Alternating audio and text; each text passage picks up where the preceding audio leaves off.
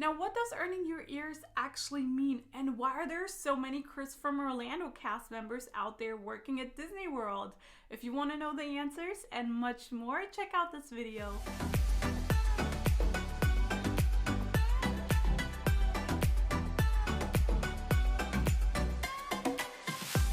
Welcome back to Earning Your Ears with Christina. It's me again, Christina. Now, this is part 2 of 10 fun facts about Disney cast members.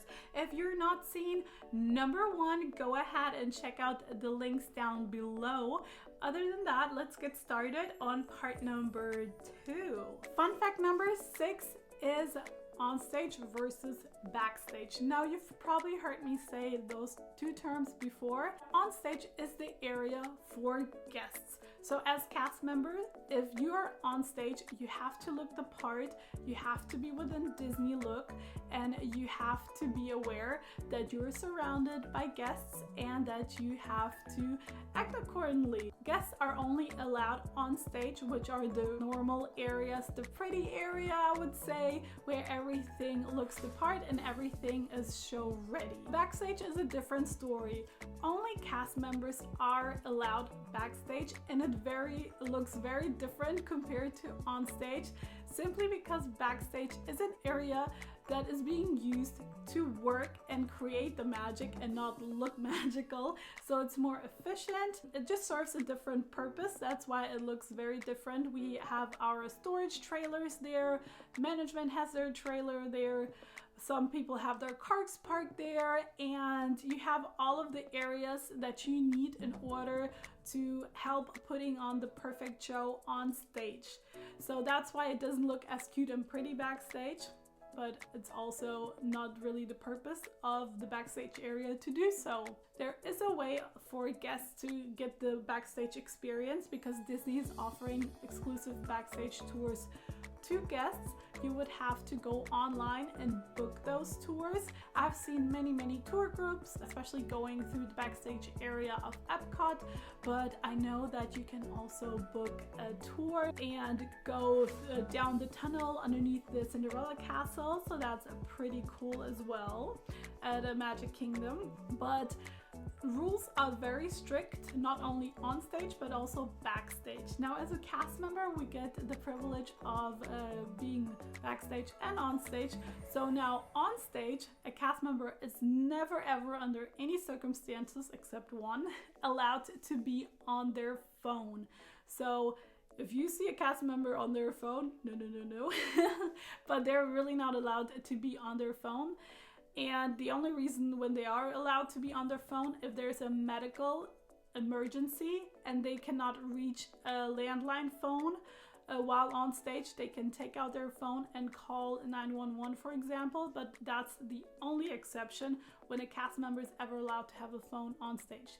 Now, backstage, cast members are not allowed to take any videos or pictures backstage, simply because there is a lot going on. There are a lot of projects that are not open to the public yet that are being prepared backstage. Things are being built, like new attractions, new things, and those are not show ready. They're not ready to see for the public, and they're secret projects sometimes. So you are not allowed as a cast member to take any pictures or any videos, because you could potentially jeopardize taking pictures that go on social media and show things to the public, which the public is not supposed to know. Fact number 7 about Disney cast members is traditions.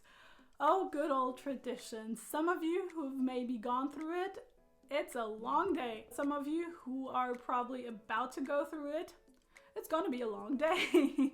Now, traditions is the very first day of actual training to become a Disney cast member, and every single cast member has to go through it, no matter your role. Well, I had to take it 3 times because I did 3 programs. Now, that class is taking place at the Disney University. It's a very long class, as mentioned before, so if you go through it, make sure to grab some lunch, comfortable yet professional shoes, and get ready to just be amazed, because there is a lot of information thrown at you in regards to what Disney does, who they are, what's their mission, what's their vision, what are you expected to be as a cast member, what for you to expect when it comes to your job. And they just throw all that pixie dust on you and all the Disney magic on you. And you also go on a couple of, like on a trip. So make sure to have comfy shoes on, as mentioned before, because you won't just be sitting in class.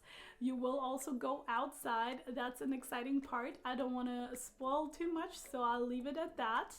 But traditions, since I had to go through it 3 times, it really, I think, depends on who is teaching that class that day.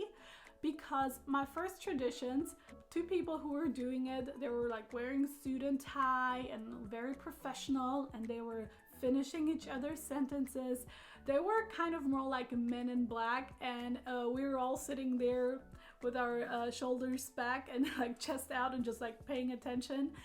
And it was fun, but it was also very, very strict, or a little on the dull side. However, traditions number 2 was completely different. I had 2 fun instructors. They were really into Disney. They love to crack jokes. They love to do pop quizzes. They were really trying their hardest to make this long session very enjoyable, and I really appreciated that. Now, traditions number 3 was a legend. Well, because we just had 1 instructor that day, but we had the instructor of all instructors. We had Darlene. Now, if you don't know her, that's totally fine. I didn't know her either before that. But Darlene, turns out, she knew Walt himself personally, because her dad he's still alive, I believe, because I saw him. Her dad is one of Walt's original Imagineers. So she is originally from Anaheim. They helped up, her dad helped creating Disneyland. And whenever time came to work on Disney World in Orlando, Florida, they moved from Anaheim to Orlando in order to help create Disney World even after Walt passed away. So she had all of the stories for us. And as soon as she mentioned that she knew Walt, we were asking her all the questions, and she had the best stories ever. So that was the most incredible traditions I ever had, because she went off script. She covered everything she needed to cover, but she went all in there with all of her stories, and I really loved my 3rd traditions class. That was a lot of fun. So I hope that when you go through traditions, you also have a very nice and very cool instructor, and I hope you just get to enjoy it. Fun fact number 8 is the Disney Blue ID. Now, some people have a green ID simply because they're working for a 3rd party and not Disney directly, but the importance of the ID is pretty much the same. And the Blue ID, let me tell you, is very important, because you do everything with it, and you need it for pretty much everything backstage. If you want to enter backstage, you need your Blue ID. Some people use it to clock in on the wall for work and for break and to clock out. You also need it to operate the register faster instead of just typing in your partner number. You need your Blue ID to pick up costumes, to identify yourself. You have to have it on you all the time backstage if you're not in costume, so people recognize that you belong there. You get those beautiful Disney discounts with your Blue ID. So every single thing, it's very important. If you lose it, misplace it, or something happens to it, it's usually very annoying, because, for example, if you forget your Blue ID and you get to work and you cannot go through the cheese grinder, you have to call your manager. There are a lot of calls that need to be done in order to get you into backstage without a Blue ID. If you lose it or miss it or something happens to it, you need to get a new Blue ID really fast, because otherwise your day will be just difficult. Point number 9 is staying in your story. So as mentioned before, Disney is putting up a big show for everybody, and they have in different parks different areas that are supposed to represent a different area within the world, or like Tomorrowland in the future. And so every single cast member there wearing a specific costume, but also uses specific language when greeting you, when talking to guests, especially if you've already been to the new Star Wars land at Hollywood Studios. They use all of their Star Wars language. Staying in your story is just a thing that is very important to Disney, because they create these little bubbles for you where the architecture is a part of it. For example, check out the floors. Depending on where you go, suddenly the floor changes to complement the whole area and the architecture. And again, the costumes, the cast member, everything is different. So staying within your story is very important to Disney, for example, especially at Magic Kingdom.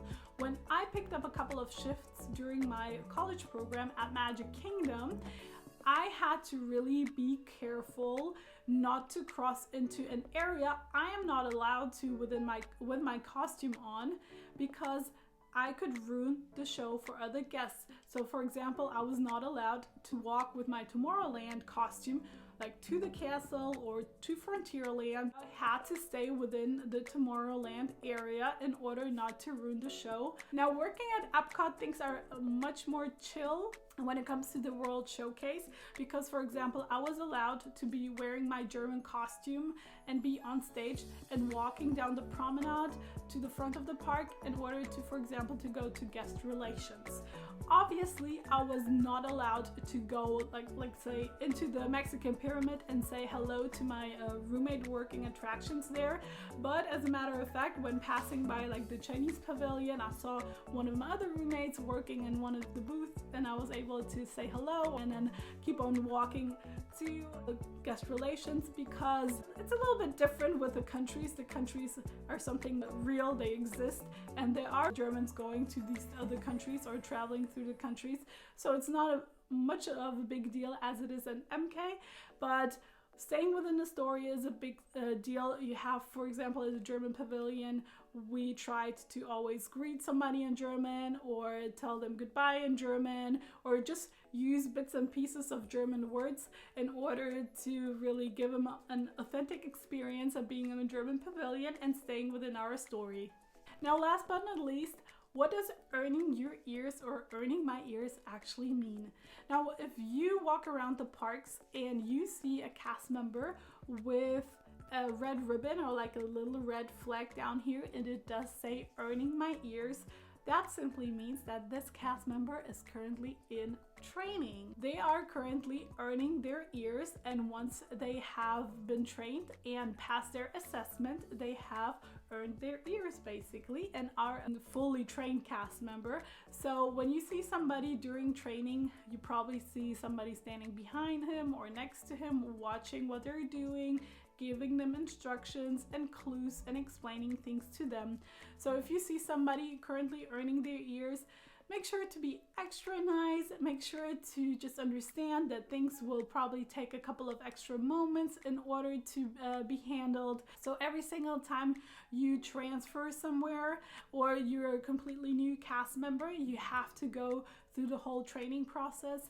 For example, when I returned back to the German pavilion for my second CRP, I still had to earn my ears because sometimes things change, processes improve, and I needed to go through training. It wasn't as long as the first time. I just had a couple of days compared to 2 weeks, but I still had to go through an assessment, and the same with switching roles within the working location. I was first working outside, and then when I moved up into service inside the beer garden, I still had to go through training. Once again, I still had to earn my ears and go through the assessment process. So Disney, being Disney, they have high standards in training, and you'll get trained a lot there. So you see quite a few people earning their ears because they really make sure that you get all the training you need to keep up the high Disney hospitality standard. Alrighty, now that's it for today. Thank you so much for watching. I hope you enjoyed. If there are some fun facts or odd things you've noticed about cast members that I've not covered in this video, let me know down in the comments below and I'll make sure to respond. Give this video a thumbs up in case you liked it, and I would love for you to subscribe and hit the bell button down below so you'll be notified whenever I upload another video.